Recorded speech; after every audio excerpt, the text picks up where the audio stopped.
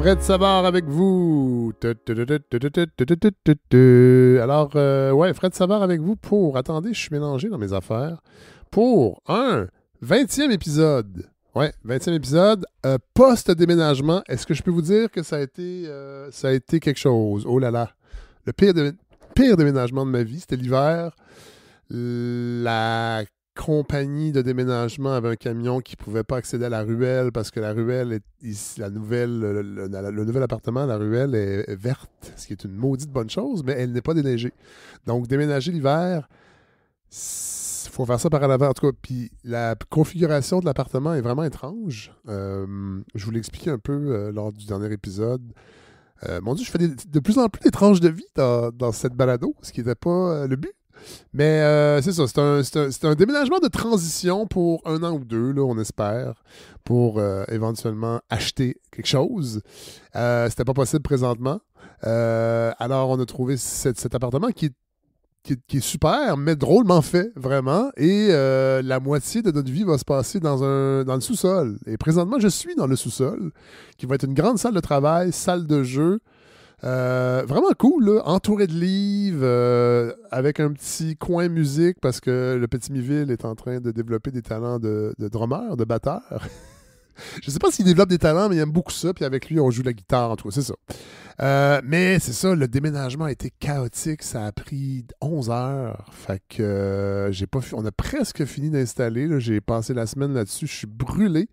Alors, je vais pas faire une longue introduction qui va décortiquer l'actualité, puis même après non plus nécessairement. Cela dit, l'épisode que je vous présente a été enregistré avant le déménagement, parce que j'avais besoin de toute mon énergie pour vous présenter Nour Simon et son extraordinaire essai « Rawal, le privilège de la beauté ». C'est publié chez Norrois, c'est presque 500 pages. Et moi et Nour, on s'est entretenus ensemble pendant 1h30 et on a à peine effleuré l'essai, c'est pour vous dire. Pour vrai, là, c'est un ovni, cet essai-là. En tout cas, moi, ça m'a happé. Peut-être que... Vous me direz, peut-être que je me trompe, mais je ne penserai pas. Alors voilà, c'est le menu aujourd'hui de ce 20e épisode. Hey, on est un peu plus loin que le quart de la saison. J'ai l'impression que j'ai fait une saison et demie. Tellement l'automne est intense. Plus ce déménagement. Mais là, et j'espère que ça sonne bien, parce que c'est la première fois que j'enregistre, là. Je pense que oui. J'ai pas monté encore la patente, là, mais vite à l'oreille, je pense que ça va être bien le fun, tout ça. Voilà, je suis bien content de vous retrouver, en tout cas. Bon épisode, tout le monde. Nour Simon. Ben, salut. Enfin.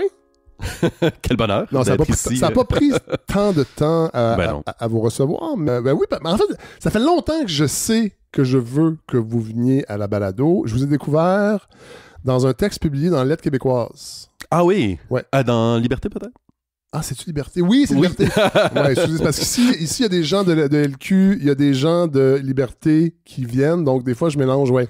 Et je pense que vous partiez, vous étiez déjà en Égypte, ça se peut-tu? Je viens de revenir, oui, c'est ça. C'est un texte que j'avais écrit qui mélangeait mon expérience au Brésil et en Égypte. Voilà. Et j'ai découvert une écriture, un ton, qui m'a happé, je dois l'avouer. Et après ça, j'ai su, parce que vous me l'avez dit, vous m'avez écrit, que vous sortiez un livre, une brique, qui s'appelle Kawal. Rawal. Oh, OK. Excusez. Rawal. Ouais. Est-ce que je le prononce bien? Comme Artung. OK. Ouais, mais ça m'aide pas. Ah non. Bon, donc, Rawal. Oui, exactement. Ça, Rawal. Oui, c'est ça. Le privilège de la beauté, chez Norrois, qui est une sale brique de 488 pages. 488 pages. C'est un petit peu une fierté, ce 488. qui m'a vraiment happé. En fait, c'est un des meilleurs essais que j'ai lu cette année au Québec. Merci. Pour vrai, vraiment. Je sais pas pourquoi. Par contre, qu'est-ce qui m'a tant happé? En fait, il y a plusieurs choses. Je pense qu'il y a le côté, puis on va en parler tantôt, de votre esprit en tiroir. Et le livre reflète ça. C'est pas linéaire, pas du tout. Et le sujet, les sujets, parce que c'est foisonnant. Comment vous décrivez? Comment je me décris? Ouais. Parlez-nous de vous un peu. Moi, j'ai toujours un problème avec les étiquettes. Oui.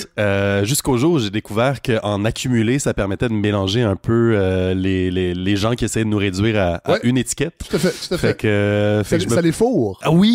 Oui, littéralement. Fait que je me décris comme une personne non-binaire, neurodivergente, queer, transfemme. Je suis auteur, autrice, égypto-québécoise. Des fois, je vais dire que je suis arabe, mais quand on me dit que je suis arabe, je vais dire non, je suis pas arabe, je suis copte. Ouais.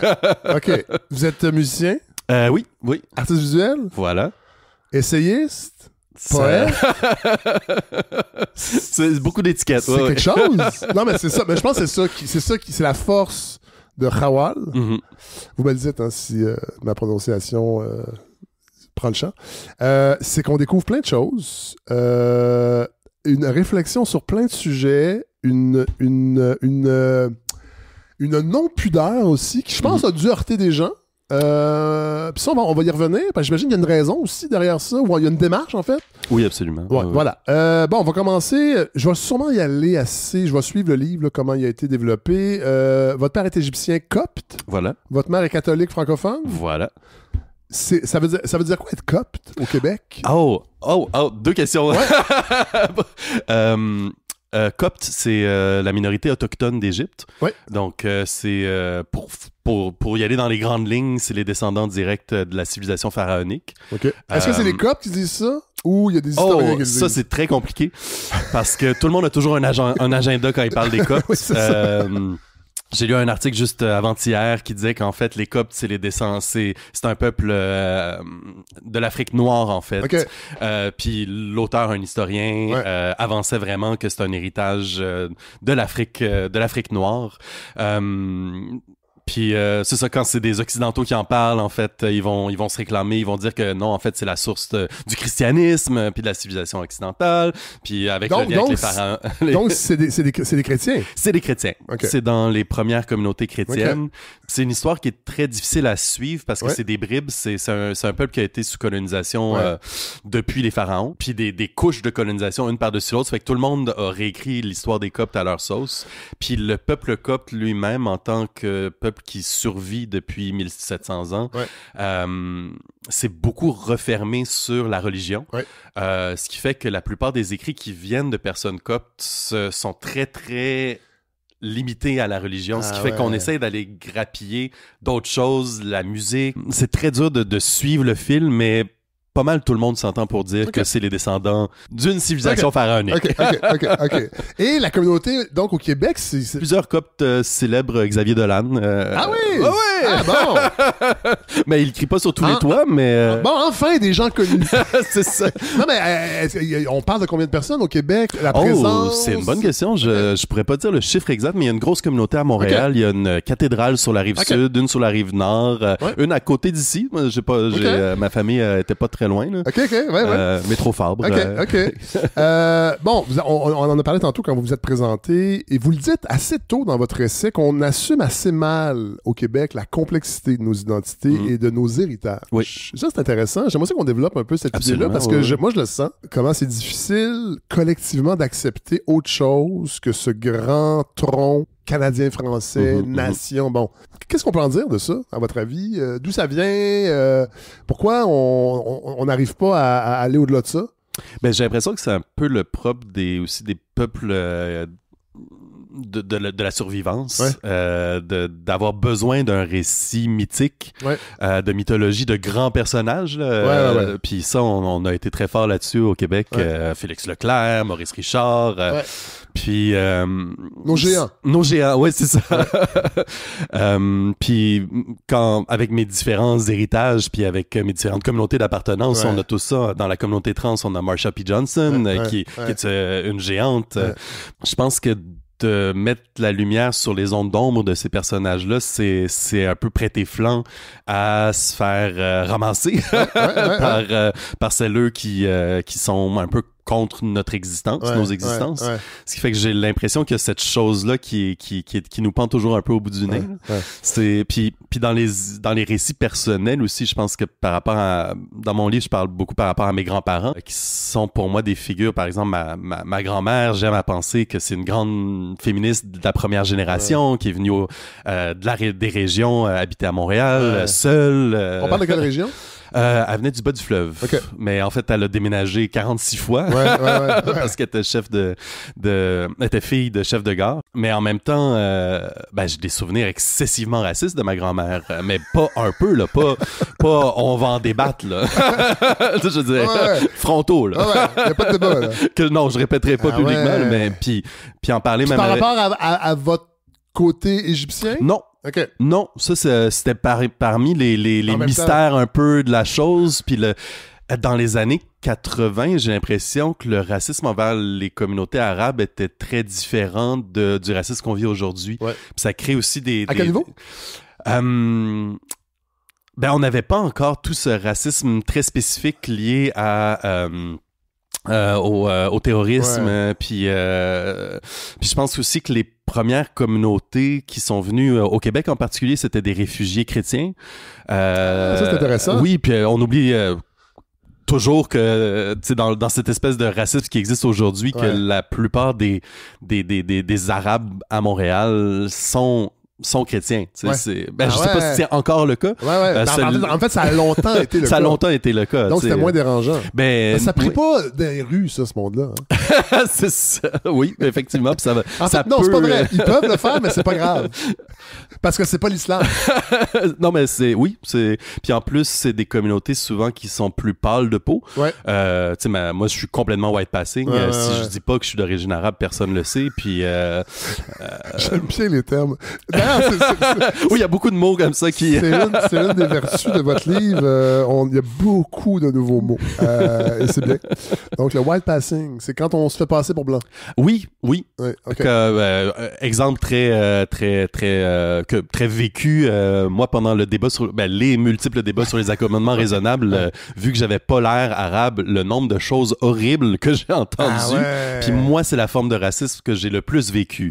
Entendre des choses horribles sur mes communautés d'appartenance. Puis après ça, je dis... tu sais que je viens de là moi aussi, puis non, toi c'est pas pareil, t'es comme nous. Je suis comme, je suis faible en pigments, mais...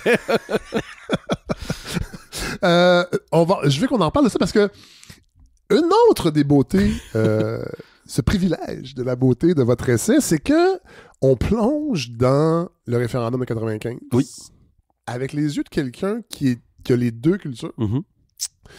Et vous nous parlez de comment les communautés culturelles voyaient les Québécois. Comment... Puis vous comprenez aussi le rejet. Puis après ça, qui est devenu pas un rejet, au contraire. Parlons du référendum de 95, c'est une date importante. Et comment vous avez vécu le référendum dans la communauté copte, en fait? Comment c'est perçu à l'époque? Oh my God, c'était... c'est drôle parce que les souvenirs, quand on a 10 ans, c'est un mélange de choses très réelles, puis de choses très fabulées parce qu'il y a des choses qu'on comprend pas. Mais c'est sûr que dans les communautés, tout le monde nommait clairement son rejet total de la souveraineté. Mais pour des raisons que je comprends mieux aujourd'hui. Comme? On est venu au Canada pour fuir la guerre, pour fuir les conflits. On veut pas en avoir d'autres. On veut pas revivre... On s'entend qu'à l'époque, je dis, c'est un conflit politique. Il n'y aura pas les chars d'assaut si le Québec dit oui. Là. Est-ce qu'il y avait cette peur-là ou c'était vraiment juste... Ce que moi je comprenais, oui, mais faut se placer aussi dans la peau de peuples réfugiés. Il y a un certain savoir que tout peut éclater à n'importe quel moment. Puis que la sauvagerie humaine peut montrer son bout du nez en 15 secondes. Je pense qu'il y a quelque chose... On le mesure mal ici, puis je pense que c'est ce qui fait un peu le clash entre certaines communautés, puis des tensions, parce que même moi qui suis enfant de migrants, j'ai cette conscience-là que tout peut basculer en une seconde. C'est intéressant ce que vous dites, parce que présentement, avec ce qui se passe aux États-Unis, on est en train de le vivre, ça, cette impression que ça peut basculer, parce qu'au début, Trump... On dit, il dit des niaiseries, l'annexion du Canada. Puis là, à un moment donné, ça se met à être discuté dans les médias. Puis à être pris au sérieux par tout le monde. Les politiciens en parlent. Puis là, l'armée, l'invasion armée du Canada, Puis là, moi, je me rends compte, ça peut arriver, là. Puis on va être très mal préparé parce qu'on a aucun... En fait, les seuls qui vont pouvoir nous aider, c'est ceux qui sont issus de l'immigration et qui ont le souvenir de ça, qui ont vécu ça de par leurs parents ou leurs grands-parents. Alors, c'est ces récits-là qu'on va avoir besoin pour affronter ce qui s'en vient. C'est fou quand on y pense. Est-ce qu'on va les écouter? Ça, je suis pas sûr. Mais c'est elles qui ont vécu ça. Absolument. Ben, c'est ça ce qui est dur de ma posture de faire, de mettre en ordre les idées, de se dire, qu'est-ce qui est de la fabulation, qu'est-ce qui est un raccourci, qu'est-ce qui est une crainte réelle, parce que tu dis, ben, en fait, tu sais, ce qui se passe en Palestine, je veux dire, c'est littéralement les États-Unis qui ont décidé, bon, ben, c'est correct, vous pouvez envahir, vous pouvez tuer autant de monde que vous voulez. On va même vous fournir l'armement. Puis les images, on les voit, on les connaît, tu sais, tout est vu et su, puis c'est encore débattu. Puis l'ONU, tu sais, je veux dire, ce qu'a dit, tout le monde contre Saint-Cyboirise. Puis tu dis, ben, OK, dans nos têtes, on se dit, ben, qu'est-ce qui empêche de faire la même chose ici? Puis là, tu dis, mais est où la pente glissante de paniquer? Puis d'avoir une réflexion réelle sur, bon, ben, on est au Canada, on n'est pas là-bas, mais... dans votre livre, vous donnez raison un peu à Parizeau, donc. On le sent ça à un moment donné. Oui, absolument. Moi, à l'époque, moi, je pense que c'est plus... Oui, ben, j'avais un regard d'un enfant de 10 ans, mais c'est sûr, quand il a dit que c'est la faute des immigrants, j'étais comme, c'est sûr qu'il n'y a pas grand monde dans le salon ici qui est convaincu. Cela dit, ça vous a pas empêché de... Est-ce que j'ai compris de militer? Ah oui, absolument, j'ai milité. Ça arrive quand, ça? Pour l'indépendance? Ça arrive plus tard. Ça arrive plus à l'époque de Lucien Bouchard, fin Lucien Bouchard. Donc, vous avez à peu près 20 ans, ou pas loin? Oui, c'est ça. Puis à l'époque, c'était une volonté, une volonté de me dissocier de mon héritage arabe, puis d'être incluse avec les cools de l'indépendance. À l'époque, on écoutait full les Cowboys fringants, puis je pense qu'un de mes souvenirs forts de cette époque-là, c'est que j'avais une grosse gang d'amis vietnamiens, puis j'étais pianiste, je suis toujours pianiste, puis je les accompagnais beaucoup dans des spectacles bénéfices pour les enfants au Vietnam. Puis les tunes des Cowboys fringants revenaient genre un numéro sur deux, en alternance avec Evanescence. Oui. Mais ça a disparu, Evanescence. Mais genre c'était effectivement Evanescence. Oui. Mais voir, tu sais, tout le monde sur la scène chanter en chœur avec un gros accent vietnamien, les Cowboys fringants, vouloir les tunes, tu sais, sur l'indépendance, puis moi au piano, qui avait pas plus... Tu sais, mon ancrage culturel à l'époque, c'était un appétit de me faire accepter. Puis autour de moi, presque tout le monde était issu de l'immigration. Ça fait qu'on avait tous une espèce de savoir encyclopédique d'une certaine culture ou contre-culture québécoise qui n'était pas tout mainstream. Mais, et là, je vais vous citer. Vous le dites, vous avez été de magnifiques tokens hyper engagés auprès du Parti québécois et du Bloc québécois jusqu'à ce que les nationalistes identitaires prennent toute la place et nous fassent comprendre que le Québec, c'est nous. Oui. Ça arrive quand? Ça, j'ai l'image très spécifique. J'étais à Maria il y a quelques années en Gaspésie. Puis j'ai vu une grosse affiche du Bloc québécois. Le slogan, c'était « Le Québec, c'est nous ». Puis on dirait que ça m'a frappé. Les choses se sont mises en place de... ce nous-là, c'est pas nous. C'est le nous du musée de la nation québécoise. Sauf que quand vous militiez, vous le sentiez aussi? Je pense que c'était... j'imagine que vous avez arrêté de militer. Oui. Pourquoi? Ça s'est fait progressivement. D'autres choses sont... D'autres intérêts. Puis la survivance. Là. J'étais jeune artiste en début de carrière qui essayait de rouler sa bosse.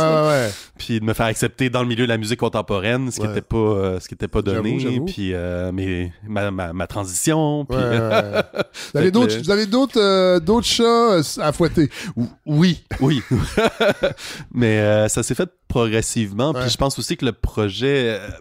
nommons-le, la charte, les débats sur la charte, ça, c'est de... je pense que c'est en 2012 que j'ai commencé à vraiment prendre des gros pas de recul quand le gouvernement de Pauline Marois est arrivé.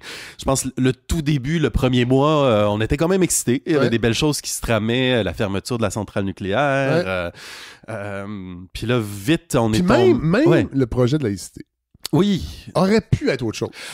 Je dois avouer publiquement que j'ai appuyé au début parce que, en tant que personne issue de l'immigration, en tant que réfugié d'une immigration réfugiée des violences sectaires religieuses. Mes premiers élans étaient vraiment complexes parce que la question du voile au Moyen-Orient, en Égypte, c'est un symbole qui porte une certaine oppression. Les personnes coptes qui ne portent pas le voile en Égypte vivent des grosses violences.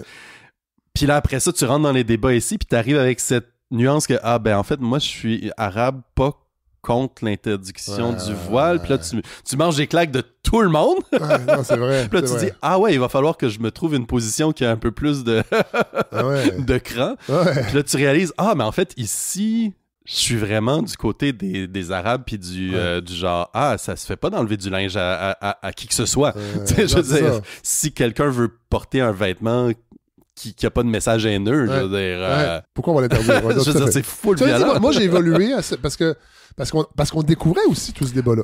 Mais une certaine portion de la population québécoise. Moi, j'étais dans cette portion-là. Parce que on dirait que moi, ce débat-là, je suis né avec. Bien sûr. Mais moi, je viens de Saint-Hyacinthe. Je veux dire, Bon, pour bien des Québécois francophones de souche, bien que j'aime pas l'expression. Mais c'était nouveau, ces débats-là. Absolument. Oui. Ce qui faisait un peu le clash parce que justement dans les salons dans le salon chez nous ça faisait partie des choses hyper récurrentes là. Je veux dire, nous on parlait de génocide puis de voile à tous les repas avec tous les repas là. Ça en devenait un espèce de, tu sais, j'imagine comme d'autres parlent de hockey là. C'est ça. Ça fait qu'après ça aujourd'hui quand moi je parle de génocide, je veux dire, moi c'est un mot qui a habité toute ma vie. Vous n'avez pas besoin que l'ONU vous dise que vous pouvez l'utiliser pour le dire. Non, mais c'est ça. Puis, tu sais, à l'époque, on se disait, peut-être qu'on va arrêter le financement des écoles religieuses. Autant les écoles juives, musulmanes que catholiques. Peut-être qu'on va enlever tous les signes religieux, incluant les signes... Mais non, c'est pas ça qui est arrivé. Puis ça, à l'époque, moi, je trouvais que ça faisait sens. Je veux dire, puis aujourd'hui, ça fait encore sens pour moi. Je veux dire, mais c'est toujours pas le cas. Si on veut être laïque, c'est là qu'il y a le problème. Puis, moi, je suis allé à une école confessionnelle catholique, puis on nous bourrait le crâne de choses catho, puis je veux dire de serpents qui sont dans les ventres des femmes, puis de tu sais, je veux dire jusqu'à aujourd'hui là, c'est encore puis c'est les écoles catholiques que moi je connais, tu sais, puis je me suis toujours dit me semble que c'est des écoles privées. Oui, c'est assez cher, j'imagine. Oui, parce que de ce que j'ai compris, on parlera de la relation avec votre père. Oui, qui était dentiste, qui est toujours dentiste, et qui a un empire immobilier. Je sais pas si on peut appeler ça comme ça, mais... je suis pas au courant des derniers détails, mais je pense qu'on peut appeler ça comme ça. Vous êtes né dans un environnement où il y avait de l'argent. C'est ça, c'est une chose très complexe parce que je suis né dans un environnement... À la maison, on n'avait pas d'argent, mais on savait qu'il y avait de l'argent. Parce qu'il y avait, tu sais, il y avait une Mercedes devant chez nous. Puis que mon père conduisait, mais on n'avait pas vraiment le droit de rentrer dans la Mercedes. Puis on manquait de bouffe, puis on manquait de vêtements, puis c'est ce qui fait que je me suis cru riche venant de la richesse très longtemps, puis à un moment donné, je fais comme j'ai tous les réflexes de mes amis qui viennent d'Hochelag années 80 là, des réflexes de pauvre. Oui, moi finir mon assiette puis manger toute la bouffe qui reste parce qu'on sait jamais quand est-ce qu'il va en avoir d'autres. Ça, je l'ai encore. Là, OK. Non, mais ça, Puis ça, le clash que ça fait dans la tête avec mais il y avait un bateau devant chez nous. ça crée des complexités. Donc, c'est à Ville-Saint-Laurent? J'ai passé les premières 7 années de ma vie à Ville-Saint-Laurent, puis après ça, on a déménagé à Cartierville. Littéralement de l'autre bord de la pancarte de Ville-Saint-Laurant. Parce qu'il y a une partie qui s'appelle Né à l'est du Cosmos, qui est vraiment intéressante parce que j'ignorais que ce quartier-là, il y avait un concept. C'est un urbanisme. C'est un riche immobilier grec qui a investi pour faire pousser un quartier. Littéralement entre la 40 puis la 15. 40-15-13. C'est ça. Et il y a des choses vraiment intéressantes parce que vous dites, les statistiques sur le multiculturalisme d'un quartier, vous les trouvez toujours très réductrices. On a l'impression qu'il y a une harmonie aussi parce que tous ces gens viennent d'ailleurs. C'est drôle parce que là, vous dites à votre école multiethnique, quand vous étiez invité à porter un mets traditionnel costumé dans votre folklore pour donner l'illusion que tout le monde s'accepte, mais sans jamais parler de pourquoi vous n'êtes plus dans votre, entre guillemets, pays. Ça m'a bien fait rire. Et c'est ça, c'est la beauté de votre livre, c'est que c'est toutes des choses qu'on n'a pas accès. Si on connaît pas quelqu'un qui est issu de l'immigration ou que sa famille est issue de l'immigration. Oui, puis je pense que c'est ce qui explique certaines tensions sociales en ce moment parce que je réalise de plus en plus... je pense que la dernière année de génocide en Palestine a été vraiment... m'a beaucoup ouvert les yeux sur certaines choses plus nuancées peut-être. Au début, j'avais beaucoup de colère par rapport au fait que les gens avaient pas l'air, entre guillemets, avaient pas l'air de comprendre ce qui se passe. Puis j'ai réalisé de plus en plus que tu sais, le concept de bulle idéologique oui, qu'on a beaucoup associé aux réseaux sociaux, mais en fait ça date de, tu sais, je veux dire, ça a toujours été là, puis justement ces conversations-là avec lesquelles moi j'ai passé ma vie à jaser de ces choses-là, puis je veux dire, ce qui se passe en Palestine, ça fait 40... Oui, puis les gens ont l'impression que ça a commencé le 7 octobre 2023. Oui, puis... Je pense qu'on fait exprès aussi. Oui, c'est beaucoup plus simple. Oui, voilà. C'est plus facile à... On peut identifier un méchant puis un gentil. Voilà. Mais, non, effectivement. Mais du coup, je réalise de plus en plus à quel point, ça doit être vraiment un effort d'imagination immense pour des gens qui viennent d'arriver dans le sujet, de concevoir le niveau d'horreur, la durée, ce que les gens ont pu supporter pendant tant d'années. Alors que pour moi, c'est des évidences. Puis expliquer des évidences, c'est très dur. Juste cet été, j'ai dû expliquer à une de mes partenaires pourquoi voir un drapeau israélien dans un petit village où j'étais en vacances, ça m'a autant jeté à terre. Puis c'est ce moment-là que j'ai réalisé, oh my God, c'est dur à expliquer. Parce qu'elle était comme, mais il faut relativiser, machin, c'est des gens protestants d'un milieu pauvre, ils comprennent peut-être pas. Puis j'étais comme, non. Vous étiez aux États-Unis? Non, j'étais au Brésil. J'étais au Brésil. mais c'est un effort d'imagination qui est très grand. Puis je pense que ça demande de plusieurs côtés de trouver des manières d'expliquer, de se protéger aussi, parce que c'est des efforts d'explication. Moi, expliquer ça, c'est très dur. Là, j'ai des images qui me viennent en tête tout de suite, très trash, que les gens qui connaissent pas, qui n'ont pas grandi avec ces savoirs-là, pourraient pas supporter. Je veux dire, ce qu'on voit au quotidien dans les communautés arabes, sur les réseaux sociaux, la plupart des gens peuvent même pas concevoir, peuvent pas imaginer les images qu'on a en tête. Moi-même, je suis pas capable de les voir. Pour moi, c'est un génocide, c'est clair, mais j'ai décidé de pas m'abreuver d'images parce que c'est trop difficile. Oui. Puis aussi, ça me permet de me prémunir aussi de la propagande, parce qu'il y en a eu. Il y a de la je veux dire, c'est une guerre d'information. Exactement. Puis, il y a toujours la propagande dans les guerres, là, c'est pas nouveau, ça on le sait très bien. Sauf que cette partie-là, née à l'est du cosmos, elle est vraiment intéressante parce que, vous rappelez que dans votre plus jeune, en tout cas dans vos communautés, la majorité blanche francophone était assez abstraite. Vraiment. Vous saviez que vous l'écrivez comme ça. Ils parlent français, ils détestent le Canada et boivent beaucoup de bière. Ça a été mon image du Québécois francophone jusqu'à mes 23 ans, je dirais. Parce qu'à l'école, il y en a très peu, j'imagine. À l'école, il y avait la première de classe. Puis à part de ça, ce sont très, très peu. Puis dans le quartier comme tel, c'était aussi très séparé. Tu sais, on se croisait très peu.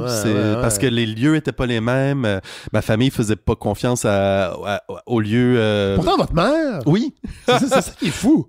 Je pense qu'elle a trouvé un certain complément. Je pense qu'elle devait se sentir confortable dans cette... Elle vient du bas du fleuve, hein? Oui. C'est ça. Elle a grandi à Montréal. OK. Puis elle travaillait dans le milieu hospitalier? Oui, à l'hôpital de Ville-Saint-Laurent qui a fermé depuis. Puis justement, en contact constant avec exclusivement les communautés dites culturelles à l'époque. C'est comme ça je pense qu'on les appelait. Communautés culturelles, tout à fait. Et là, dans ce paragraphe-là, vous rappelez quelque chose qui m'avait vraiment mis en cacarnac à l'époque. C'est un tweet de Marc-Claude Lortie. Oh my God, oui. On est au début de la... Non, pas au début, mais c'est la première vague de réfugiés syriens. Donc, on est en 2014, 2015, 2016, je pense. Et le Québec accueille des réfugiés syriens. Et Marie-Claude Lortie tweet qu'elle a bien hâte que ces gens-là ouvrent des restaurants syriens. Et là, vous, issus à moitié de réfugiés, ça vient vous heurter. Oui. Avec raison. Je suis même pas issu de réfugiés, puis je suis comme, mon Dieu, ça se peut pas. Puis en plus, c'est une journaliste qui était même, je pense, éditrice adjointe à l'époque. Mais je veux dire, ça se peut pas. C'est des niveaux de... d'insensibilité. Je pense qu'on peut oui, dire ça. oui, d'insensibilité. Ouais. Puis je pense quand je parlais tantôt de manque d'imagination empathique, Ouais. je pense que c'est très révélateur parce que je connais pas du tout la personne, je l'ai très peu lu, pour être honnête. Puis ça m'a pas donné le goût. Non.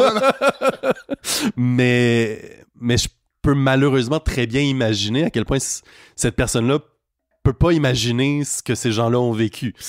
Qu'est-ce qui en coûte d'être réfugié? Voilà. Puis c'est quoi le processus d'immigration? Il y a plein de gens autour de moi qui sont aujourd'hui dans le processus d'immigration. Puis aujourd'hui, c'est 1000 fois plus...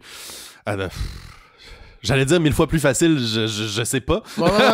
Mais quand j'entends les histoires de ma famille par rapport aux histoires d'aujourd'hui... En tout cas, il y a des choses qui sont plus simples aujourd'hui. Il y a des choses qui sont plus simples, mais c'est encore un parcours tellement stressant, tellement angoissant, tellement long. C'est juste un parcours d'incertitude, de violence, tu sais, je veux dire, des violences systémiques qui sont tellement évidentes pour nous, tu sais. Le 11 septembre. Oui. Qu'est-ce qui arrive? Il y a un basculement, vous le sentez? Oui, ben tout ça a été dit, là, mais c'est pas grave parce que ça fait partie de votre essai. Puis, ça a été dit, mais pas... Moi, j'ai l'impression qu'il y a eu un documentaire pour moi qui a aidé à mettre les mots dessus, les enfants du 11 septembre. C'est ça. C'est ça que je voulais dire. Oui, avec il y avait les Sœurs Talby, il y avait Safia Nolin, je me souviens plus exactement des autres participantes. Mais ça m'a aidé à mettre les mots sur ce qui s'est passé parce qu'effectivement... la plupart des personnes, beaucoup dans les communautés égyptiennes, on est très white passing justement, on est très pâle. Puis on vient d'une certaine période de l'immigration où mes parents puis beaucoup de gens gardaient un côté communautaire autour de l'Église copte très fort, mais dans la société québécoise voulaient disparaître le plus possible. Donc, est-ce que ça veut dire de pas être présent, de pas participer, disparaître ou juste de faire semblant? Qu'on est comme tout le monde? Je pense pas que c'est une question de faire semblant. Je pense que c'était beaucoup une question de célébrer les cultures colonisatrices. Mon père était un grand fan des Anglais. Il vous obligeait à parler anglais? Il nous a obligés à apprendre l'anglais. On parlait pas anglais à la maison, mais pour lui, sa priorité, c'était qu'on apprenne l'anglais. Puis quand on parlait de culture québécoise, il nous ramenait toujours à la grandeur de la culture britannique. Puis ça, je l'ai vu beaucoup avec des Libanais de l'âge de mon père par rapport à la culture française. Une espèce de survalorisation des écrivaines français.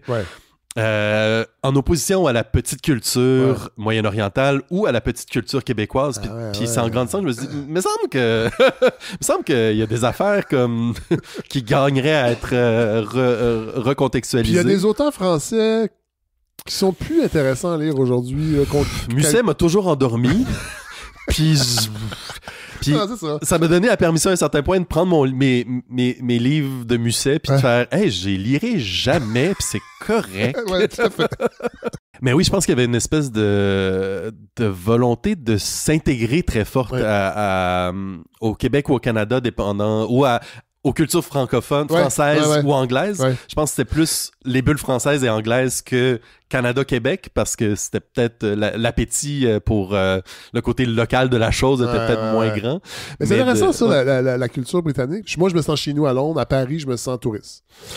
Bizarrement, je me suis senti très chez nous à Édimbourg. Je suis jamais allé. Puis j'ai habité à Paris pendant 1 an. Puis je retourne assez souvent pour le travail, mais non. Non. Vous n'êtes pas parisien? Non. Non, mais j'ai eu un appétit pour la France très grand. Mais aussi en tant que personne issue de l'immigration. Tu sais, je veux dire, je suis allé étudier à la Sorbonne pour avoir le stamp. Dans ma famille, on voulait que j'aie plutôt le système de Harvard. Puis moi, mon troupe d'opposition est allé vers la Sorbonne. Tu sais, vous avez fait quoi là-bas? Muscologie. Ah ouais? Ouais. Okay. Puis j'étais bien impressionné il y avait une petite plaque sur ma chaise. Ici, Victor Hugo s'est assis. Puis j'étais comme, oh my God, je mets les fesses à la même place que Victor Hugo. C'est drôle, ça.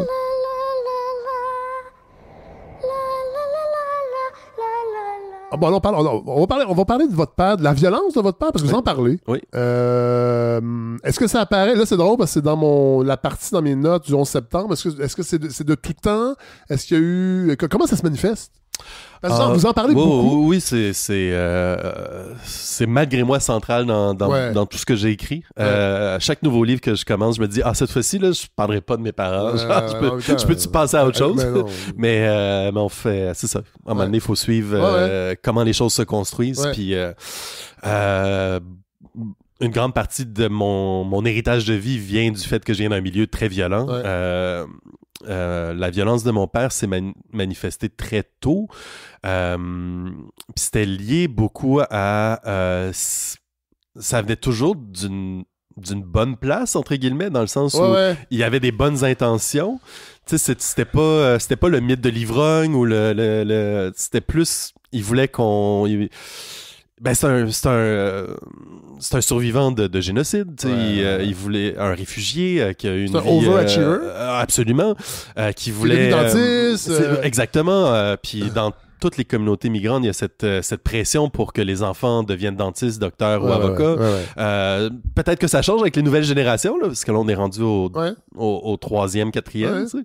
Mais dans ma génération, je veux dire, tout le monde... Les Vietnamiens devaient devenir pharmaciens, les Arabes devaient devenir médecins. Puis c'est un cliché, mais c'est pas très loin de c'est pas très loin du réel. Puis, sauf que la violence s'étant scalée, je veux dire, il n'y a pas une note que je pouvais avoir qui m'aurait protégé de cette violence-là. Moi, j'ai eu la chance, entre guillemets, d'être une personne neurodivergente HPI, ce qui fait que haut potentiel intellectuel, c'est le nom très douteux de cette neurodivergence. Ce qui fait qu'à l'école, oui. Non seulement je réussissais, mais je veux dire, j'étais en haut de la, j'étais en haut de la classe dans les classes les plus compétitives du Québec. Puis c'était jamais suffisant. J'avais des moyennes de 97, 98, puis je comprenais pas comment ça se fait que les autres étaient contents avec des 82, 83. J'étais comme, my God. Un petit côté Sheldon Cooper. Mais fait que c'est une violence verbale, comportementale, physique constante. Puis on est 5 enfants, puis qui s'est exprimé différemment avec les 5 enfants. Là. Moi, c'était verbal et physique. Avec d'autres, c'était plus psychologique. Puis mes parents étaient très inadéquats pour s'occuper de nous. Ça fait que c'était beaucoup ma grande sœur et moi qui se sont occupés des plus jeunes. Mais je veux dire, quand j'ai commencé à m'occuper de mes petits frères, j'avais 10 ans. Là. Fait qu'ils étaient devenus adultes trop vite. Oh my God. Tu sais, je veux dire, quand moi j'avais 10 ans, mes plus grandes préoccupations, c'était genre, le lait du biberon, es-tu assez chaud? Es-tu trop chaud? La dermite de couche, le zincofax. Ça, c'était les mots-clés que je connaissais pendant que mes amis, j'avais pas d'amis. Pendant que les gens dans la classe parlaient de... Je sais pas de quoi ils parlaient, là, d'affaires à la télé que j'avais aucune idée. Mais ça, j'imagine que ce décalage-là, c'est après qu'on s'en rend compte, parce que à 10 ans, vous êtes dans le feu de l'action. Mais j'étais en survivance. Oui, c'est ça. Je veux dire, j'étais vraiment très focusé sur comment m'arranger pour... On devait partir de la maison à 7h10 tous les matins, puis pas à 7h10 et 30 secondes. Là, puis si on n'était pas à 7h10 dans l'auto, prêt à partir, c'était violent.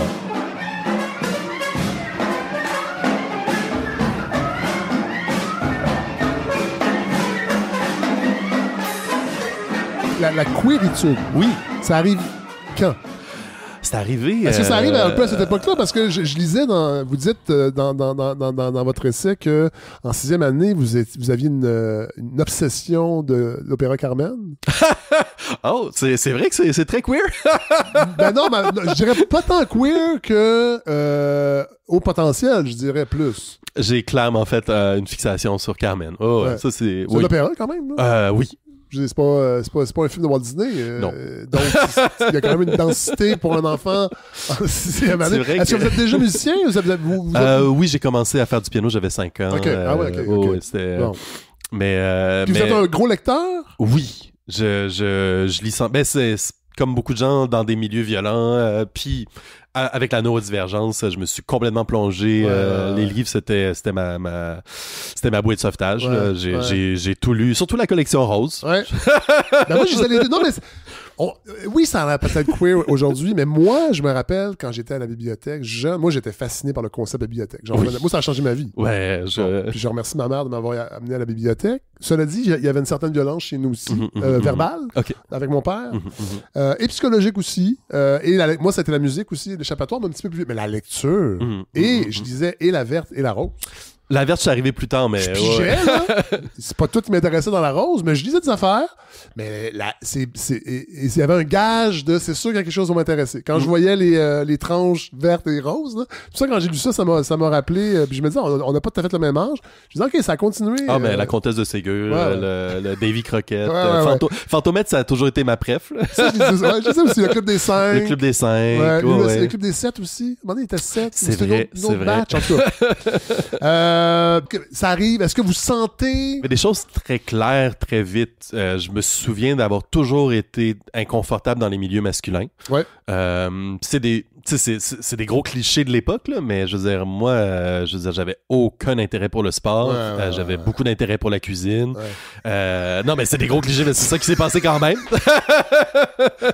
Puis c'est très drôle parce que ma grande sœur, c'était l'inverse. Elle, tout ça, était très... elle était beaucoup plus sportive. Elle voulait l'aider. Tout le cliché de l'époque. Mais là, à l'époque, est-ce que la famille des deux côtés est présente? Avez-vous des tantes, des modèles? Presque pas de famille québécoise à l'époque. J'ai mes grands-parents, les parents de ma mère, mais ma mère est enfant unique. Puis, du côté des Coptes? Du côté des Coptes, ça, la famille est présente. Puis ça, mais c'est très... Ça a été très étrange parce qu'on était vus comme des parias, mais en même temps on était comme de la royauté parce qu'on était les enfants du plus vieux fils qui avait fait venir tout le monde. Fait que c'était une espèce de... Il y avait cette tension-là. Puis j'avais une tante que j'aimais vraiment beaucoup, les autres me faisaient vraiment peur. Puis les oncles étaient très effacés. Puis ça, c'est une des choses dans les communautés coptes, c'est très matrilinéaire. C'est quelque chose qui est beaucoup documenté sur l'histoire des Coptes, que ça a toujours été la femme qui est au centre, mais c'est l'homme qui est le porte-parole de la Theta, de la Puis dans ma famille, c'était exactement ça. Mon grand-père parlait peu, mais quand il parlait, il établissait les vérités, mais c'était clairement ma Theta qui avait comme... Oui, et puis personne n'était dupe, là, mais... Mais est-ce que les hommes... Est-ce que ça crée des tensions? De ce que je voyais, c'était comme ça que ça marchait. Puis de ce que je vois chez mes cousins-cousines, ça continue. Puis c'est ça. Puis il y a une drôle d'intersection avec le féminisme qui finit par faire des ponts. Sans le savoir. Mais, En fait, c'est du féminisme, mais ils le savent pas. Ils sont féministes. Mais faudrait leur demander. Mais pour répondre à la question d'origine, moi, ça a été très progressif parce que je savais que je fitais pas... Avec les gars, je me sentais toujours plus proche des filles. Puis, en même temps, c'était très, très, très séparé dans les années 90, surtout dans les cours de récré, même au secondaire. Puis, progressivement, tu sais, puis c'était encore très tabou dans les années 90, toute la queerness.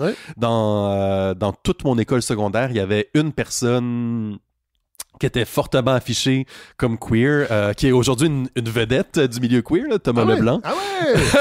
Puis qui était très flamboyant à propos de ça. Là. Il arrivait avec sa mère en décapotable, la musique à fond. Puis, c'est du Madonna, j'imagine? Ça, je connaissais pas à l'époque. Gros cliché. Non, mais c'est probablement du Céline, vu qu'il y avait Thomas a fait littéralement un podcast sur Céline. Tout à fait. On s'est déjà croisé à Radio-Canada. Ça veut dire quoi, la queerness? Parce que je pense que je pense que c'est souvent un mot valise. Mot valise, mot parapluie. Aussi, Mais ça dépend de la météo. Pour moi, il y a deux aspects fondamentaux. Il y a un aspect de non-acceptation des normes qui est très important. Toutes les normes? Des normes, du concept de normes. OK. Dans le sens majoritaire du terme, dans le sens statistique, je pense. OK, ouais. Donc sexuelle, amoureuse, comportementale, dans tous les niveaux. Là. Oui, okay, c'est oui. Puis, c'est un peu punk. Oui. Puis il y a eu clairement une intersection entre les deux. Oui. Et à l'intérieur de cette chose-là, il y a des choses qui sont choisies, puis d'autres qui sont, je pense, qui sont innées. Ouais. Comme, tu sais, l'orientation sexuelle, c'est pas un choix. Il y a un phénomène qui est de plus en plus nommé qui s'appelle l'homonormativité. Ah ouais. Et l'homonormativité est clairement pas dans le queer. Non. Ils veulent se marier, eux autres. Oui. C'est bien correct. Oui, tout à fait. Puis en même temps, il y a c'est sûr qu'il y a des tensions dans les milieux de la diversité sexuelle et de genre, parce que justement, il y a beaucoup de personnes homosexuelles, surtout homosexuelles, hommes blanches, qui veulent rien avoir à faire avec les queers, parce qu'ils ont acquis certains droits, puis grâce à des luttes oui, tout à fait. très difficiles, puis je suis très contente pour ces personnes-là qui se soient rendues là. Ouais. Puis c'est sûr que c'est très difficile pour le reste des communautés de se dire vous vous désolidarisez à la seconde que ça va mieux pour vous. Il y a des plus jeunes qui disent que vous n'êtes pas allé assez loin. Oui, effectivement. Puis que vous n'avez pas assez reconnu à quel point... aux premières lignes de beaucoup des combats, ça a toujours été des personnes transracisées. Puis ça, c'est quelque chose qui a beaucoup été effacé. Les premières roches qui ont été lancées à Stonewall, c'était Marsha P. Johnson, puis c'était toutes des personnes transracisées. Puis ça a été récupéré comme le moment fondateur pour la libération des personnes gays. Cool, mais non. C'est ça. C'est plus complexe que ça. Puis là, il y a tout un mouvement pour dire oui et. C'est intéressant, ça, vraiment. Vous parlez de la boutique Bernard Tessier. Oui. C'est drôle, hein? Là, je vais dire une énormité.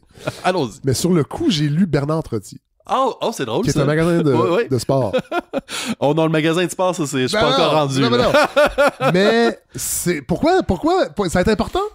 Ça a été fondateur. Mais c'est le hasard des choses. Est-ce qu'elle existe encore? Elle vient de fermer. OK. Donc, c'était sur Mont-Royal? Oui. C'était quoi? C'est juste une boutique de quelqu'un qui faisait des vêtements sur mesure, qui avait des vêtements X large. OK. Puis c'est une petite boutique, souvent déserte, où c'était comme... Ça a juste été plus facile pour moi pour des raisons qui sont un peu dures à comprendre. Ouais, je comprends, okay. C'est plus facile de rentrer là que de rentrer dans une boutique plus marquée, typée féminine. Ou plus mainstream, genre rentrer chez Garage puis d'avoir les personnes au service à la clientèle qui viennent te voir puis qui demandent qu'est-ce que tu veux pour ta blonde. Parce que là, vous avez quel âge? À un moment donné, vous sentez ce désir de vous habiller différemment de l'injonction sociale et familiale. Mais ça a toujours été là, mais ça s'est incarné de manière très naïve par... j'ai toujours une opposition incroyable aux jeans. J'haïs les jeans. Puis ça a toujours été là. Mais pas sur les autres, sur moi. C'est le tissu? L'ensemble de l'œuvre. C'est ça qui est dans la belle chose qu'est l'intersectionnalité. Probablement la texture, parce que je reste une personne neurodivergente. Oui, c'est ça que j'allais dire, oui. Ça, c'est fréquent. Puis aussi le côté... J'ai jamais trouvé ça beau. Puis le côté uniformisant, il y a une espèce d'injonction. Le jean, tu sais, puis il y avait une grosse lutte dans les années 80 à faire accepter le jean dans tous les milieux. C'est vrai. Puis en quelque part... le vendredi, dans les bureaux. Oui, c'est vrai. C'était comme une libération pour les gens de bureau. On peut s'habiller comme on veut le vendredi. Puis... Sauf qu'il y a une marge entre pas mettre de jeans et mettre une robe. Oui, mais moi, ça s'est fait progressivement, puis j'ai compris rapidement qu'il y avait beaucoup la question de la couleur. Puis ça, c'est plus politique, malgré moi, ça a été une question de goût, de m'habiller de manière colorée. Ah ouais! Puis ça, encore aujourd'hui, ça me choque à quel point c'est ça qui est le plus contrastant quand je marche dans les rues. C'est vrai, j'avoue, vous êtes arrivé avec du rose fluo. Ah oui! Là, j'ai fait... Bon! Non, c'est... j'ai des bottes rose fluo, j'ai un foulard rose fluo. Ça, c'est un combat.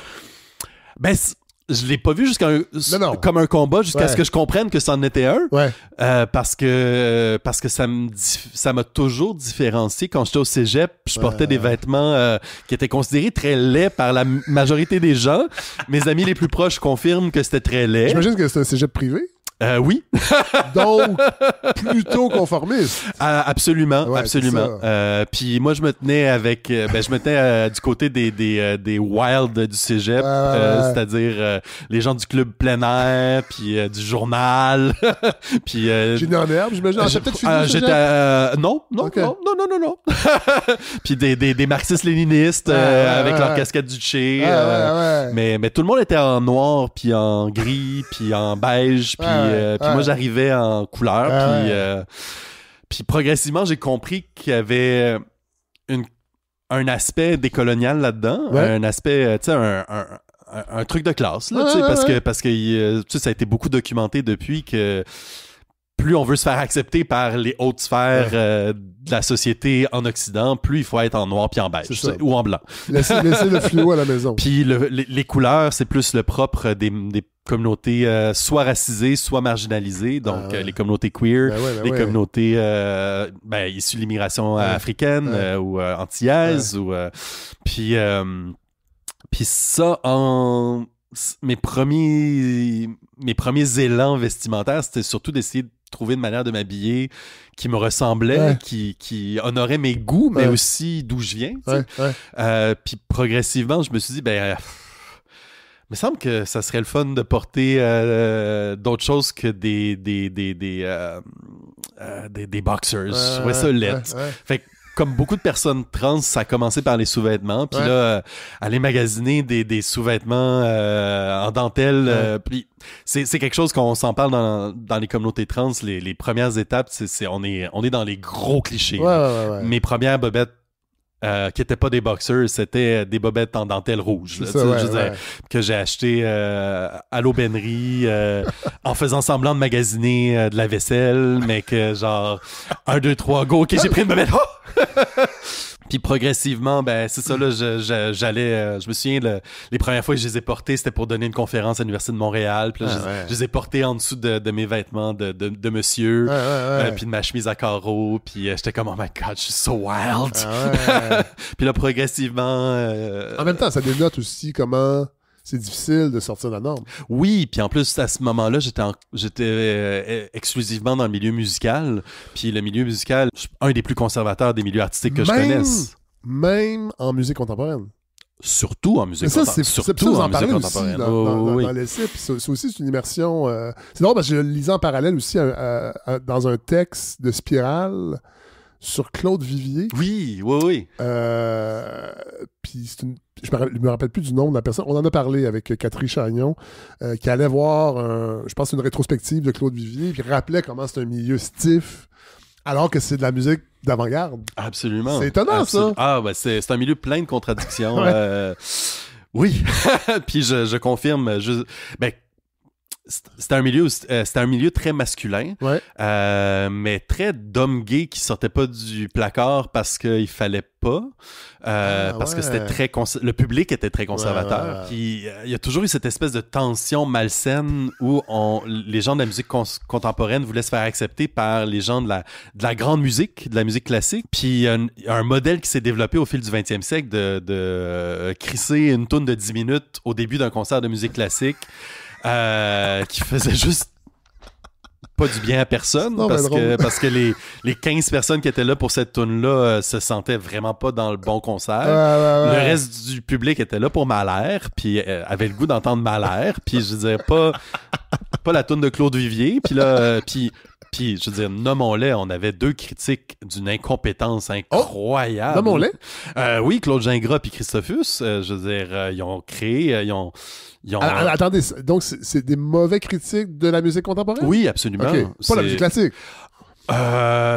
Claude Gingras, j'irais jusqu'à dire que c'est un très mauvais critique. Mais c'est un excellent écrivain qui... On avait le goût de lire. C'est ce que j'ai fait. J'ai pêché, j'ai beaucoup lu Claude Gingras. Il a sorti même recueil de ses chroniques que j'ai lu 2 fois, je pense. Très Alors que c'est pas le milieu qui m'intéresse. C'est très divertissant. Il est très bitch aussi, sur la madame, la donatrice. Mais sur le plan musical, de compréhension de la musique. Ah, mais c'était terrible. Terrible. Je veux dire, tout le monde a ses anecdotes de choses horribles que Claude Gingras a dit, qui sont anecdotiques, mais qui ont aussi été fondatrices parce qu'il a été là tellement longtemps. Puis il y a tellement peu d'écrits sur notre musique québécoise. Classique. Classique. Et contemporaine. Qu'au fond, les écrits de Claude Gingras et de Christophus sont souvent les seules traces écrites, par exemple, de Claude Vivier ou de Gilles Tremblay. Gilles Tremblay, c'est un de nos plus grands compositeurs. Puis de la faute de Claude Gingras et de Christophus, leur mémoire, Claude Vivier, heureusement, a été réapproprié par la communauté allemande de musique contemporaine, ce qui fait que c'est le compositeur canadien le plus joué au monde. Mais au Québec, on le connaît à peu près pas. Tout à fait. Alors que c'est une vedette en Europe. Mais Gilles Tremblay, vu qu'il est trop français pour les Allemands, puis pas assez français pour les Français. Et c'est l'homonyme d'une analyste de hockey qui était là pendant... pour vrai, dans les années 70-80, ça n'a pas dû aider. Je vais vous croire sur parole. D'apporter du talent. Donc, l'échange qui fait venir Brian Delose, ainsi que l'échange qui fait venir Vincent D'Anfos.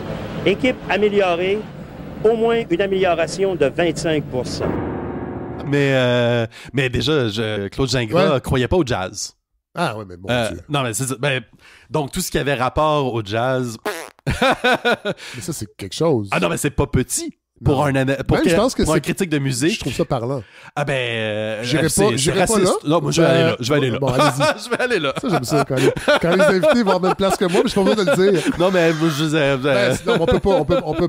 on peut pas ne pas considérer le jazz aujourd'hui. Ni des années 90... Non. Puis si ça avait été un kidam qui aime pas le jazz, fine. Oui. Je veux dire, tout le monde a son truc contre le jazz fusion. Là, je veux dire, tout à fait. on a tous bitché contre le jazz fusion dans un café de Montréal, qu'on ne nommera pas. Non. Mais je veux dire, qu'on est la seule personne qui a un poids public sur la musique qui se fait, on peut pas se permettre.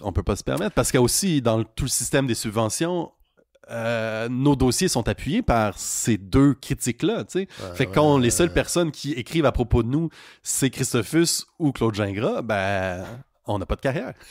On va écouter un extrait? Oh!